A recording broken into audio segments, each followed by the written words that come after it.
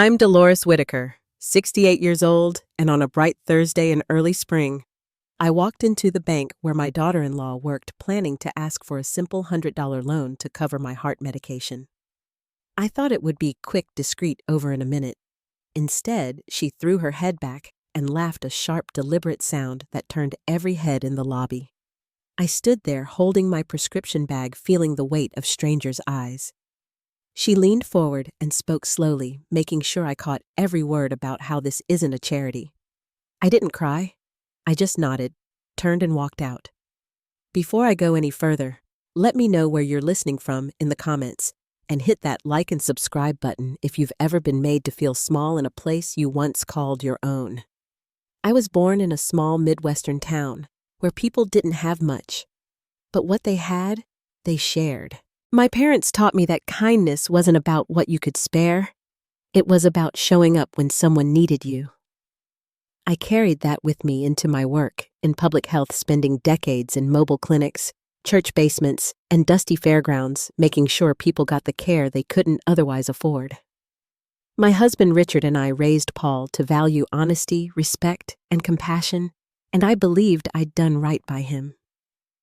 After Richard passed, Paul asked me to move in with him and Miranda. He said it would be easier for all of us, and at the time, I agreed. Life under their roof was different from what I knew. Miranda kept the house like a showroom, every object in its place, every surface gleaming. Conversations at the dinner table shifted from neighborhood news to investment portfolios and networking events. I tried to fit in, to be useful, helping with meals and errands, keeping the garden tidy. But over time, I began to notice the way Miranda's smile thinned when I entered a room, the way her voice cooled when I offered to help. That day at the bank, I thought a small loan would be no trouble. I had every intention of paying it back when my check cleared. But the way she looked at me as though I were a stranger who had wandered in off the street made it clear this wasn't about the money. It was about placing me in a box I had never agreed to occupy. I left without looking back, the spring sunlight on my face feeling colder than the air inside. That evening, Paul hosted a small gathering for Miranda's colleagues. I stayed in the kitchen, carving roast chicken, keeping my distance. When I carried the platter to the dining room, Miranda leaned close and told me it would be better if I didn't linger after serving, so the guests wouldn't get confused about my place in the household. Her words were soft, but they settled in my bones. Paul must have known about the moment in the bank. Yet he said nothing, just asked later if there was more wine. I washed the dishes after everyone left, my hands in the warm water, my mind far away. The kitchen window no longer framed my roses. It looked out on the herb jars Miranda had arranged in neat labeled rows. This wasn't my home anymore. Somewhere between that morning at the bank and that quiet night in the kitchen, I understood something I hadn't wanted to face. I was no longer part of their world, and the next choice I made would change everything. That evening, Paul's voice carried easily from the living room, mixing with the hum of conversation. Miranda's guests, all from the bank, I assumed, laughed at something I couldn't quite make out over the clink of glassware and the faint notes of background music. The dining table was set with polished silver and heavy wine glasses, each place marked with a folded name card in Miranda's looping handwriting. I stayed in the kitchen, carving slices from the roast chicken, making sure the serving platter looked as tidy as possible before I carried it out. When I stepped into the dining room, the warmth from the candles and the low lighting made it feel like another world entirely from the bright kitchen. I eased the platter toward the center of the table, careful not to disturb the arrangement of cheeses and grapes Miranda had already set out. She moved in behind me, her voice low but pointed. "Thank you for helping Dolores," she said. "But once the food's out, it might be better if you stayed in the kitchen. I wouldn't want the guests to get the wrong impression about who's hosting."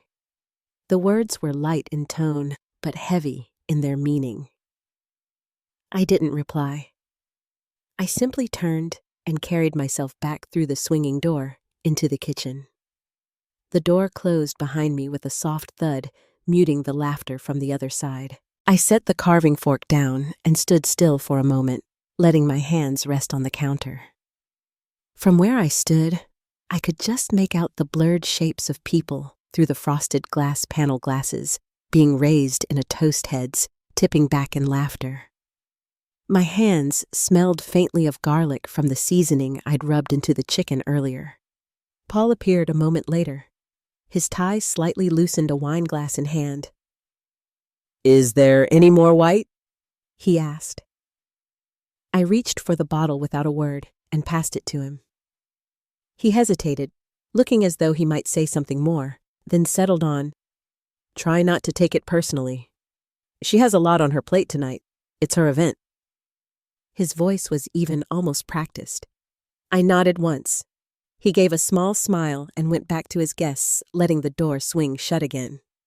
I sat down on the stool by the pantry, feeling the cool edge of the counter under my hand. My eyes moved slowly around the kitchen, the stove where I'd once cooked Sunday dinners, the window that used to open to a view of my rose garden. Now it framed rows of glass jars filled with dried herbs, each with a neat gold label. It was a kitchen I no longer recognized. Later, after the guests had left and the last of the wine glasses were in the dishwasher, I returned to the dining room to clear the table. Candles had burned low, leaving small pools of wax near their bases. Plates still held bits of cheese and crackers no one had touched. A wine glass lay broken in the corner. Its stem snapped clean through. I moved quietly, stacking dishes and gathering linen napkins. From down the hall, Miranda's voice carried in the quiet. She was on the phone with someone, her tone light, but edged with amusement. "She's turned into a walking cautionary tale," I heard her say. "If I ever end up like that, just put me out of my misery." Then came that same sharp laugh I'd heard in the bank lobby. I didn't flinch or pause. I picked up the broken glass, dropped it into the trash, and walked to the hallway closet. My small overnight bag was there, half packed from weeks ago when I'd thought about leaving. This time, I zipped it closed. There was nothing dramatic about the decision, just the steady understanding that it was time. The next morning, I left while the sky was still pale and the house was silent. Paul was asleep. Miranda wouldn't notice I was gone until well into the day. I left the spare key on the kitchen counter beside a short note. "Thank you for letting me stay." I placed it where it would be seen, though I doubted it would be read more than once. The cab arrived on time, its headlights cutting across the driveway. I didn't look back as we pulled away. The streets were nearly empty, a light wind pushing bits of paper along the sidewalk. My destination was a modest extended-stay hotel off a busy boulevard. The room had a small kitchenette, a clean bed, and a window that faced a tire shop across the street. It wasn't much, but it was mine. 3 days later, I decided to check my old post office box downtown. I hadn't used it regularly since moving in with Paul and Miranda, but something told me I should. Inside was a large manila envelope, my name written on the front, in the familiar slant of my old colleague Lydia Carter. At a coffee shop nearby, I settled into a corner table and opened it. Inside were several documents, quarterly statements, legal papers, and a letter in Lydia's clipped, no-nonsense style. She wrote that the investments we'd started decades ago with Everlight Systems had matured. My share was significant, 48% voting shares worth hundreds of millions. The number was printed in bold at the bottom of the page. For a moment, I simply stared at it. The weight of the paper felt heavier than it should have, the ink darker. Another document, a trust agreement, named me as the primary executive with Lydia as managing director. I could either roll the funds into a new phase of community reinvestment or liquidate them entirely. The choice was mine. I thought back to the years we'd spent setting up mobile health stations in parking lots and church basements, working with families who had nowhere else to turn. We never planned to build something so large. But over time, the donations and small grants had grown into a network that reached far beyond our original vision. I had walked away from it when I retired, thinking I was ready for a quieter life.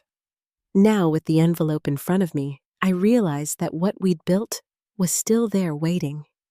And for the first time in a long while, I knew I didn't need anyone's permission to decide what came next. I folded the papers carefully and slid them back into the envelope.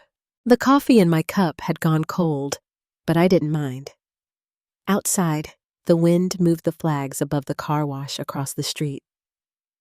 I took a slow breath and stepped into the sunlight, already considering my next call.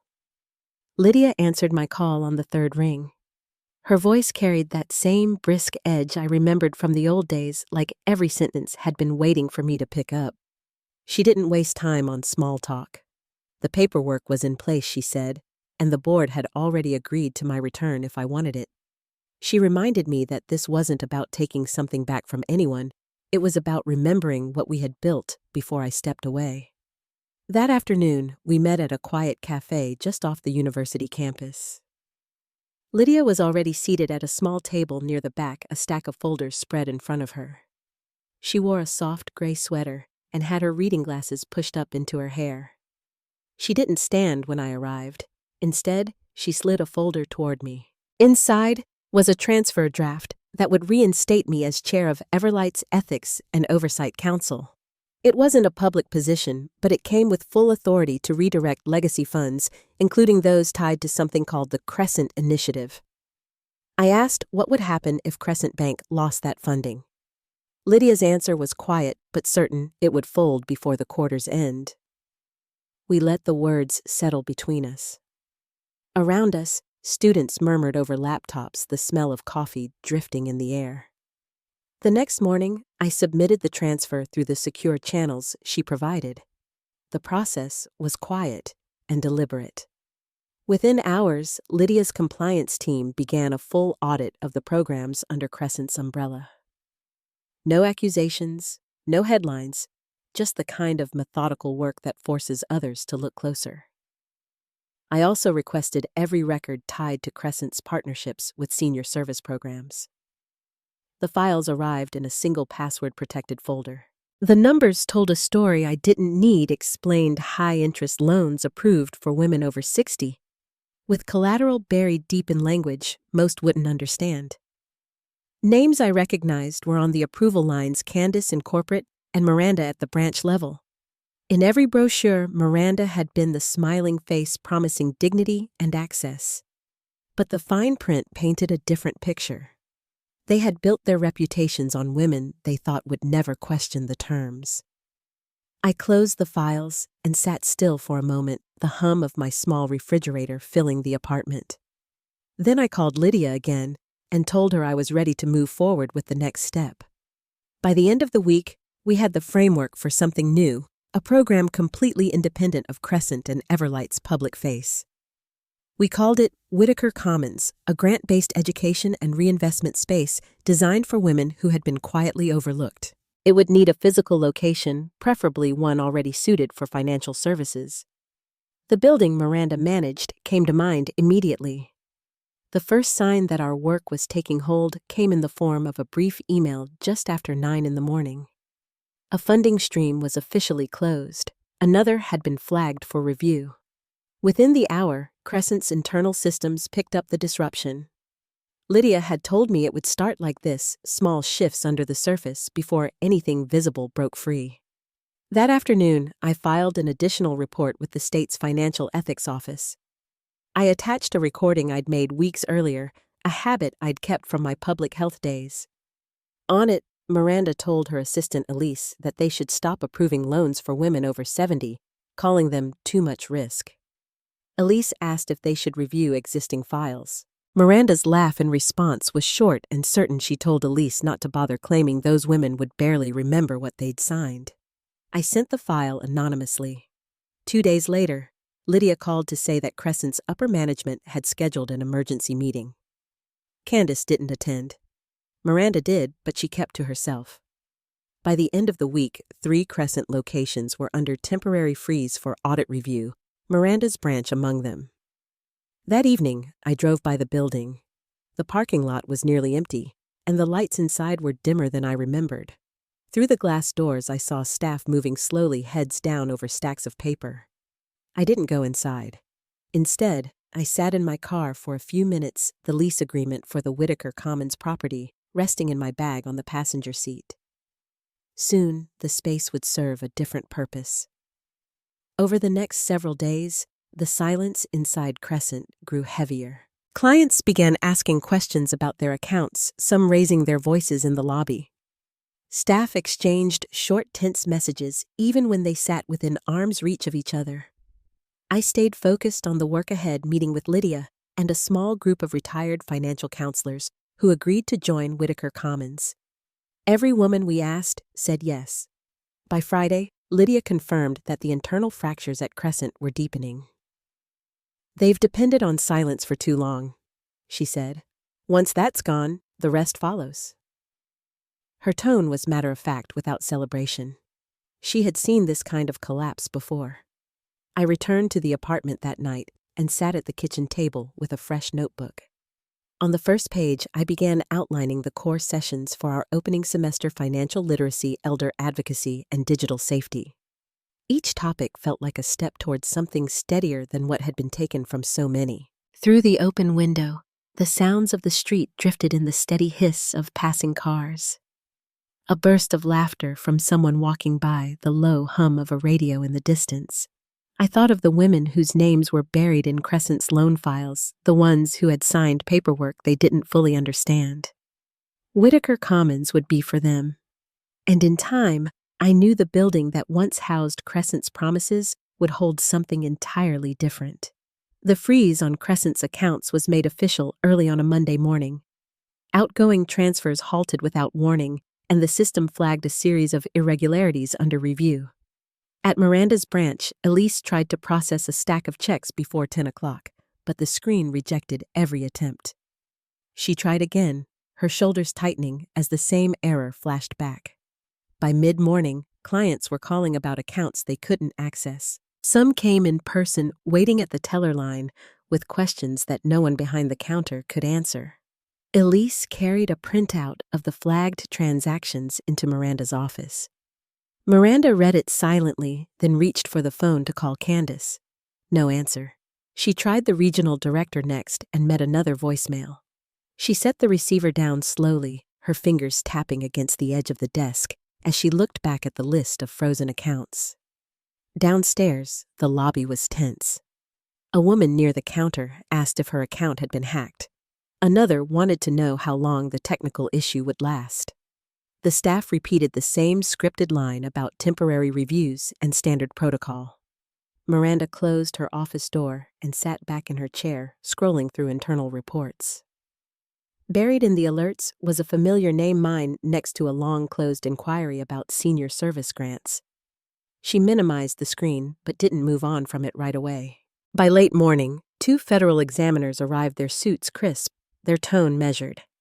They handed Miranda a written request for specific records and notified her of a scheduled hearing the following week. She nodded, accepting the papers without comment, then watched them leave through the glass doors. Outside, the wind pushed leaves in uneven circles across the sidewalk. 2 days later, Paul sent me a message asking if I would meet him and Miranda for dinner at a restaurant we'd all gone to years before.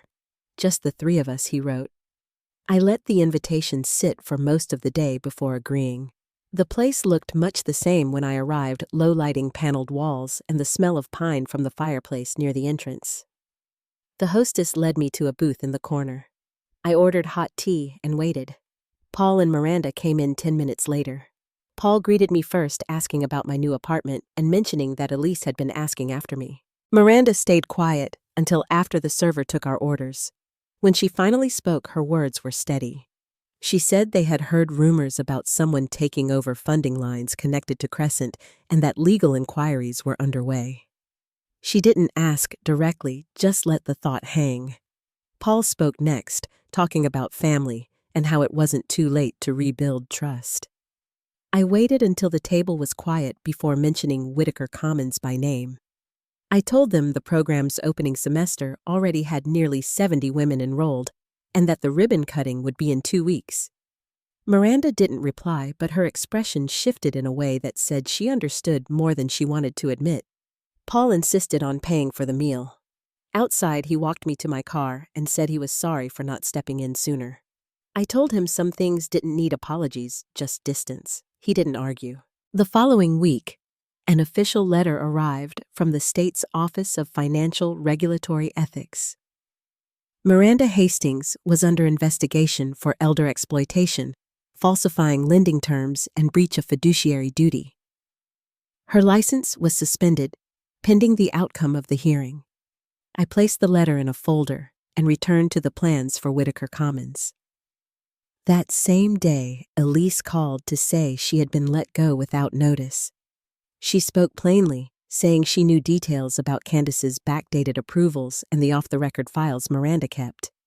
She didn't offer to help out of obligation, but because she wanted to. I told her there was a place for her at Whitaker Commons, especially for the women still learning how to name what had happened to them. Lydia's team forwarded me a set of internal emails showing how certain loans had been reclassified to avoid audits. Miranda's signature appeared on several. The dates lined up with some of the earliest complaints lodged by former clients. Each document was clean, complete, and ready if needed in the hearing. Inside the old Crescent building, work crews stripped away the last of the branding. The teller counters stayed in place, but they would now be used for one-on-one sessions with counselors. The vault was being repurposed into a quiet reading room. Soft lighting replaced the harsh fluorescent bulbs. On the day the new sign went up, I walked through the lobby and paused at the center. The smell of fresh paint still lingered. A small stack of welcome folders sat on a table by the door, ready for the first group to arrive. Whitaker Commons was weeks from opening, but the shape of it was already here. Outside, the air was cool, and the late afternoon light stretched across the sidewalk. In 2 weeks, women would walk through these doors for the first time, not to be sold something they didn't need, but to leave with something no one could take away. By the second week of the freeze, the tension inside Crescent was impossible to hide. Clients were withdrawing larger sums in cash, staff avoided eye contact in the hallways, and the branch's once steady rhythm had slowed to a crawl. Lydia kept me informed through short calls, each one confirming another thread of their operations coming loose. There was no celebration in her tone, only the quiet certainty of someone who knew how systems unraveled from the inside. At Whitaker Commons, the final stage of preparation was underway. The walls had been painted a pale green, the lighting softened, and the smell of fresh lumber still lingered in the air. The teller counters stood ready for private counseling sessions, their glass dividers replaced with open desks. In the former vault, shelves had been installed for books and resource binders, and 2 armchairs waited in the corner beneath a lamp with a warm, amber glow. One morning, I arrived early to meet with the contractors about the last details for the kitchen space. Elise was already there reviewing the intake forms we had collected from the first round of applicants. She handed me a stack and pointed to the notes in the margin stories of women who had lost control over their finances, some after the death of a spouse, others after signing documents they didn't understand. We both knew these were not rare stories, just ones rarely told out loud. Later that afternoon, Lydia called to tell me that 3 more Crescent funding lines had been formally closed and that the audit team had requested additional files from Miranda's branch. She spoke of it like another step in a long walk, steady and deliberate. Before we ended the call, she reminded me that the timing for Whitaker Commons was aligning exactly as planned. 2 days later, I walked past the old Crescent building on my way back from a meeting. The blinds were closed on the upper floor, and only a handful of cars sat in the parking lot. I didn't go inside. I knew enough from Lydia's updates to picture what was happening. Quiet conversations in back offices, the shifting of files, calls not returned. At Whitaker Commons, the focus was on readiness. Volunteers from the retired financial counselors group arrived with boxes of training materials. Elise worked with them to organize handouts, lesson plans, and resource packets. In the corner of the main room, a long table held the welcome kits we'd assembled: a notebook, a pen, a calendar, and a card listing local legal aid contacts. One evening, as the sun dipped low over the street, I stood in the doorway of the building and looked at the sign above it. The lettering was simple, bold navy on a cream background. Seeing it there, fixed in place, brought a kind of stillness that was different from relief. The space was ready to do the work it was meant to do. The following morning, Lydia confirmed that the elder loan bundle, the one Candace had overseen, was now under direct federal inquiry. Along with it, the anonymous recording I had sent weeks before had been formally added to the case file. Lydia said the ethics office would move quickly from here. That afternoon, Elise found me in the office holding another stack of intake forms. One belonged to a woman in her early 70s whose son had persuaded her to transfer her home's title to him for tax reasons. She had only discovered the truth when she received an eviction notice. Elise placed the form on the top of the pile. "She'll be here on opening day," she said. By the end of that week, the last of the furniture was in place. The reading room's shelves were stocked, the kitchen had its tea and coffee station ready, and the tech room held 5 refurbished laptops. I spent the next day walking through each room with a clipboard making small notes on details that needed adjusting. That evening, I stepped outside just as the streetlights came on. Across the road, the old Crescent building was dark, except for a single light in the lobby. I stood there for a while, the key to Whitaker Commons in my pocket, and thought about how quickly a space can change its meaning. The ribbon cutting was scheduled for the following Tuesday morning. No press, no speeches, just a small group of chairs out front, and the people who would use the building walking through the door for the first time. Elise would lead the first workshop. Lydia would be there, standing off to the side, watching quietly. In the days leading up to it, the calls from Lydia grew shorter but carried more weight. The investigation was moving quickly. Miranda's name was appearing in more documents. Candace's absence from corporate meetings had been noted in the audit summaries. And the branch's activity had slowed to a near standstill. On the Monday before opening day, I arrived early at Whitaker Commons to find Elise already in the main room, aligning chairs for the workshop.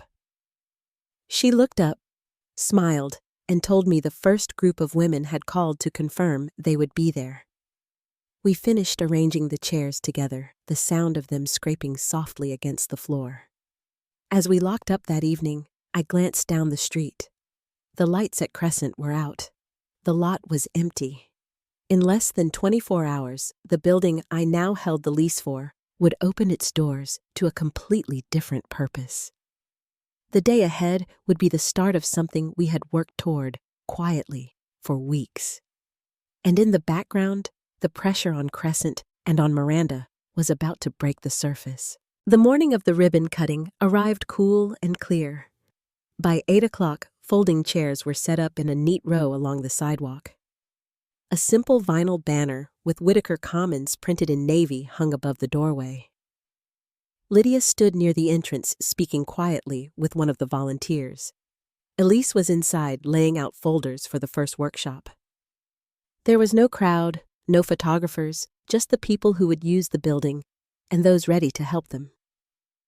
At 10 sharp, the first women began to arrive. Some came alone, stepping carefully through the door, with their shoulders tense, glancing around before taking a seat. Others came in pairs, talking in low voices as they settled into the main room. Elise welcomed each one with the same steady tone, offering a notebook, a pen, and a seat in the semicircle she'd arranged. From my place near the back, I watched her start the session. She opened with a title slide, reclaiming what was ours. The words seemed to land before she'd said anything more. A woman in the second row reached for a tissue, her eyes fixed on the screen. Elise moved through the material at a measured pace, explaining how to read loan terms, where to find free legal resources, and what red flags to look for in any financial document. One woman raised her hand and said she hadn't had her own bank account in over 6 years. Her late husband had managed everything, and the bank refused to speak with her at first. Another said her son had brought her papers to sign last winter, telling her they were medical forms. They turned out to be a property release, and her name was removed from the title of her home. The room was quiet except for the sound of pens moving across paper. When the workshop ended, some women lingered, asking Elise questions or comparing notes. Others walked slowly toward the reading room or stood at the counter, flipping through resource lists. Outside, the chairs on the sidewalk were empty, the banner shifting slightly in the breeze. Lydia stepped in beside me, handing me a photograph taken from across the street. It showed the front of the building with its new sign, the old bank name, now completely gone. The rest of the week followed the same quiet rhythm. Women arrived for workshops, left with folders in hand, and often returned the next day with another question or a friend they thought could benefit. The rooms began to feel lived in teacups, left to dry on the counter notebooks, with pages half filled resting on the tables. 3 days after opening, I was in the back office when I heard the front door open late in the morning. The steps that followed were slow, unhurried. When I walked into the lobby, she was standing near the old teller counter Miranda. Her shoulders were lower than I remembered, her hair pulled back, simply, her hands resting lightly on the edge of the counter. She didn't see me at first. Her eyes moved across the walls, the pamphlets, the bulletin board labeled Financial Renewal. When the volunteer at the desk greeted her, Miranda asked, almost in a whisper, for the schedule for the financial resilience class Elise taught on Fridays. She gave only her first name. The volunteer handed her a clipboard for the intake lounge, and Miranda walked toward it without looking back. That Friday, she returned in jeans, a plain sweater, and walking shoes. She took a seat in the back of the classroom, listened through the session, and helped collect handouts when it ended. Elise told me later that Miranda never mentioned her past role at Crescent or hinted at why she was there. She was quieter now, asking questions and taking notes. Some women in the class recognized her from the news and kept their distance, but Elise made it clear that this was a space for learning, not confrontation. I stayed out of the room for the first few weeks, letting the space and the people in it set their own pace. Sometimes, passing by, I would see Miranda at a table, her head bent over a worksheet, her pen paused over a question about long-term goals. She didn't always write an answer right away. By the end of the month, she had attended several classes. She spoke more than she had at first, even sharing a story about a time she had misjudged someone's financial situation and regretted it. No one interrupted, and no one walked out. One afternoon, I stepped onto the balcony to take in the late light over the courtyard. Below, women came and went from Whitaker Commons, talking in small groups. Miranda was still downstairs after a workshop, helping Elise reset chairs in even rows. From where I stood, her movements were steady and deliberate, not hurried. The hum of the building was softer than it had been on opening day, but it carried the same sense of purpose. I stayed there until the last of the women left the courtyard, growing quiet, except for the sound of the door closing. Inside, the rooms would be ready for tomorrow and for the next person who decided to walk in. One evening, near closing time, I was in the office sorting through new enrollment forms when the sound of footsteps crossed the lobby. They moved slowly, not hurried, the kind of pace that didn't need to announce itself. When I stepped out, Miranda was standing near the community board reading a handwritten thank you letter from one of our early participants. She didn't turn when she sensed me behind her. Instead, she kept her eyes on the paper until she'd reached the end, then walked toward the reading room without a word. Over the next several weeks, her presence became part of the routine. Some days, she sat quietly through Elise's workshops, filling pages in her notebook. Other days, she stayed after class, stacking chairs or helping distribute updated resource lists. She never asked for recognition, and Elise never offered an introduction beyond her first name. For most women, she was simply another participant finding her way through the material. On a Thursday afternoon, I happened to pass by the open classroom door and saw Miranda alone at one of the tables. A budgeting worksheet was in front of her, and she'd paused over a question about long-term priorities. The pen rested in her hand, but she didn't write anything. I moved on without speaking, letting her finish in her own time. By early spring, she had begun to share short pieces of her own experience in class. Once, she spoke about a woman she'd misjudged in the past, saying she wished she had asked more questions instead of assuming she knew the whole story. No one interrupted. The air in the room stayed steady, the women listening without giving either approval or disapproval. One late afternoon, I stepped onto the balcony with a cup of tea. Below, the courtyard was easing into its quieter hours. Women stood in small groups, their voices carrying just enough to blend with the sound of the wind. Through the glass doors, I saw Miranda helping Elise straighten the chairs from that day's session, aligning them in neat rows. Her movements were deliberate, not rushed, each one matching the pace of the room. When the last of the women left and the building settled, she walked up the stairs and out onto the balcony. She kept a comfortable distance, leaning against the opposite railing. We stayed like that for a while, the evening light stretching shadows across the courtyard. Then she set something on the small table between us, a worn notebook, its corners bent from use. Without explanation, she turned and went back inside. I waited before reaching for it. Inside were class notes, budget drafts, and quotes copied from workshop discussions. On one page, a red star marked a single line. Not all change is loud. A few pages later, another heading read, Things I Thought I Knew. Beneath it, in her handwriting, were the words, Power can be taken, but trust must be given back gently. I closed the notebook and placed it back on the table. The days that followed moved at the same even pace. Whitaker Commons continued its work, and Miranda kept showing up, never missing a week, always taking a seat near the back. Her questions became more practical, focused on how to apply what she was learning. Some women warmed to her presence. Others maintained a quiet distance. The balance seemed to hold without strain. By the start of the next month, I had stopped thinking of her visits as unusual. She was part of the fabric of the space, now another thread in a larger pattern. When she walked through the door, no one paused or whispered. The work went on, and so did she. The next month settled into a steady rhythm, morning light through the front windows, the low murmur of workshops, the shuffle of chairs after class. Miranda kept her place in the back row, listening, asking careful questions, staying late to help Elise sort handouts. Some women warmed to her. Others kept a polite distance. The room seemed to understand how to hold both, and that felt right for the work we were doing. When the hearing date finally came, I didn't attend. Lydia went with the ethics team and called me afterward from the sidewalk. Her report was simple, and spare sanctions issued, fines imposed, and a long suspension that would keep Miranda away from any seat of authority for a very long time. The audit findings were entered into the record, the elder lending program dissolved, and the branch folded into a quiet closure plan.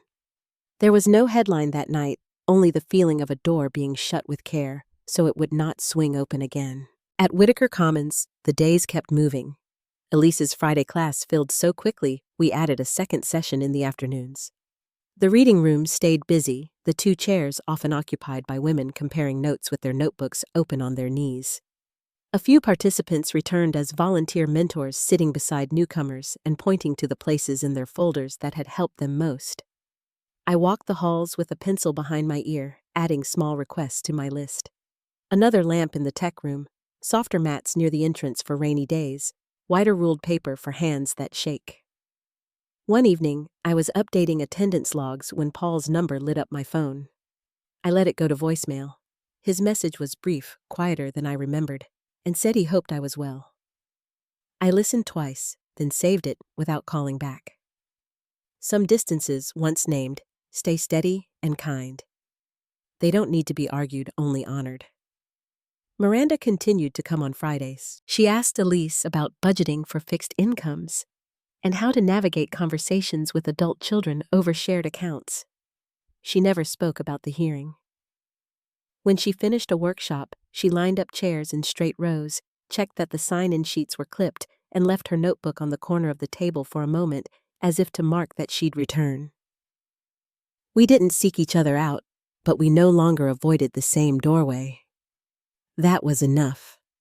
As spring leaned into summer, we held a small gathering in the lobby for the first group who wanted to celebrate what they had finished. There were no speeches, just lemonade in paper cups and a table of homemade cookies. Women wrote notes to themselves on small cards and tucked them into their folders. Elise stood by the door and hugged 3 different people with the same gentle care. Lydia slipped in near the end, handed me a thumb drive with the final compliance summary, and pointed her chin toward the room like she was letting the building have the moment. On the balcony later, I watched the courtyard ease into evening. The rooms behind me hummed softly as the last lights were switched off. I thought of the morning I stood in a bank lobby and asked for a small loan to cover my medicine. I thought of the laugh that met me there, and I thought of this other sound, the quiet of a place built for repair, and how it carried farther than I once believed possible. Justice arrived the way good weather comes after a long frost, gradual, then undeniable. Not in shouts, not in spectacle, but in policies changed, doors opened, and women leaving with their heads level and their folders full.